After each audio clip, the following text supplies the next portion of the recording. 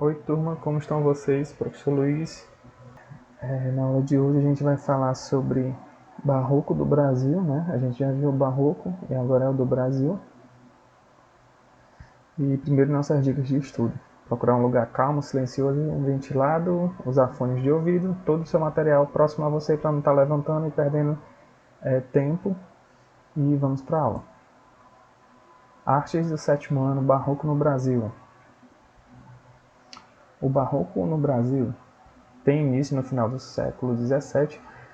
No país, essa tendência artística teve grande destaque na arquitetura, escultura, pintura e literatura. Na literatura, o marco inicial do Barroco é a publicação da obra Prosopopeia, em 1601, de Bento Teixeira. Na escultura e arquitetura, Aleijadinho foi sem dúvida um dos maiores artistas do Barroco brasileiro. O Aleijadinho fazia esculturas nas igrejas, Influenciado pelo barroco português no Brasil, esse estilo se desenvolveu durante o período colonial no chamado Século de Ouro. Foi durante o ciclo do ouro que a exploração desse minério foi a principal atividade econômica desenvolvida no país. Minas Gerais foi o grande foco onde muitas jazidas foram encontradas. Nessa época, a primeira capital do Brasil, Salvador, foi transferida para o Rio de Janeiro. Diante disso, o número de habitantes no Brasil aumentou consideravelmente, o que propiciou a uma época de forte desenvolvimento econômico no país, que veio italiano para cá, veio português, veio africano, veio japonês. No Barroco Mineiro merece destaque o escultor e arquiteto brasileiro Aleijadinho, Se vocês pesquisarem obras de Aleijadinho, vocês vão ver que ele trabalhava com obras sacras, das igrejas e tal, ele esculpia altares lindíssimos, Em Minas Gerais ainda tem muitas obras de Aleijadinho, no Rio de Janeiro também. Então vocês podem estar dando uma pesquisada aí e vocês vão estar vendo as obras dele, muito bonitas. As principais características do barroco brasileiro são linguagem dramática, racionalismo, exagero, rebuscamento, porque eles esculpiam, também eram móveis, esculpiam os detalhes dos entalhes dos altares das igrejas, então era uma coisa muito perfeita, era muito detalhado, Então por isso que ele fala assim, exagero e rebuscamento, porque era algo que você podia dizer assim, isso é muito rebuscado, isso é muito bonito, isso é muito caro, isso é muito rico, porque realmente eram os detalhes perfeitos. Então, união do religioso e do profano, eles, na igreja, eles esculpiam anjos, figura de Deus, Jesus Cristo, os santos sacros, como também eles esculpiam figuras do demônio, gárgulas, essas coisas, que lembrava também muito a Idade Média, aquelas figuras lá que eles usavam nas igrejas de Paris. Arte dualista, jogo de contrastes, valorização dos detalhes, eles, como eu falei, eles gostavam de detalhar tudo, então era tudo muito bonito, muito bem esculpido. Cultismo, jogo de palavras, conceptismo, jogo de ideias. Então, às vezes, numa obra, tinha todo um contexto, tinha toda uma história, tinha todo um detalhe ali que às vezes passava despercebido, mas o artista sabia o que é que ele queria falar e muitas pessoas conseguiam interpretar a partir da observação dessas obras, certo?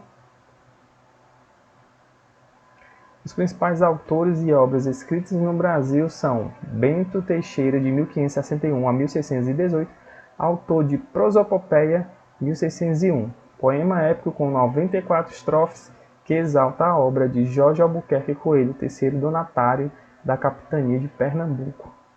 Gregório de Matos, 1633 a 1696, um dos maiores representantes da literatura barroca do Brasil, que se destacou com a sua poesia lírica, religiosa, erótica e satírica. É conhecido como Boca do Inferno, uma vez que sua poesia ironizava diversos aspectos da sociedade. Manuel Botelho de Oliveira, de 1636 a 1711, foi o primeiro brasileiro a publicar versos no estilo barroco. De sua obra destaca-se Música do Parnasso, de 1705. Frei Vicente de Salvador, de 1564 a 1636, historiógrafo e o primeiro prosador do país. De sua obra destaca-se História do Brasil e História da Custódia do Brasil. E também tivemos o Frei Manuel da Santa Maria de Itaparica, 1704 a 1768, autor de Eustáquios e Descrição da Ilha de Itaparica.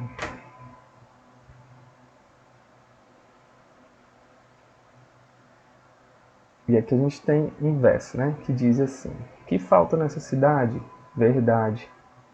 Quem mais por sua desonra? Honra. Falta mais que se lhe ponha vergonha, né? O demo a viver se exponha, por mais que a fama a exalta. Numa cidade onde falta verdade, honra, vergonha, né? Pode-se reconhecer nos versos acima de Gregório de Matos, né, a caráter de jogo verbal próprio do estilo barroco, a serviço de uma crítica em tom de sátira do perfil moral da cidade da Bahia. Caráter de jogo verbal próprio da poesia religiosa do século XVI, sustentando piedosa lamentação pela falta de fé do gentio. Estilo pedagógico da poesia neoclássica, por meio da qual o poeta se investe das funções de um autêntico moralizador. Caráter de jogo verbal próprio do estilo barroco, a serviço da expressão lírica do arrependimento do poeta pecador. Estilo pedagógico da poesia neoclássica, sustentando em tons líricos as reflexões do poeta sobre o perfil moral da cidade da Bahia. Né? Então vocês vão ter que escolher uma dessas opções aí, essa é a atividade de vocês, né? Pode se reconhecer nos versos acima de Gregório de Matos o quê? Né? Escolhe uma dessas opções e vão estar respondendo. Lembrando que o conteúdo da nossa aula vocês podem estar acessando na escolapequenospassos.com.br. Não esqueça de deixar um like e curtir as nossas redes sociais, né? Sigam a gente nas nossas redes sociais, curtam o vídeo, deixem um comentário e até a próxima. Um grande abraço.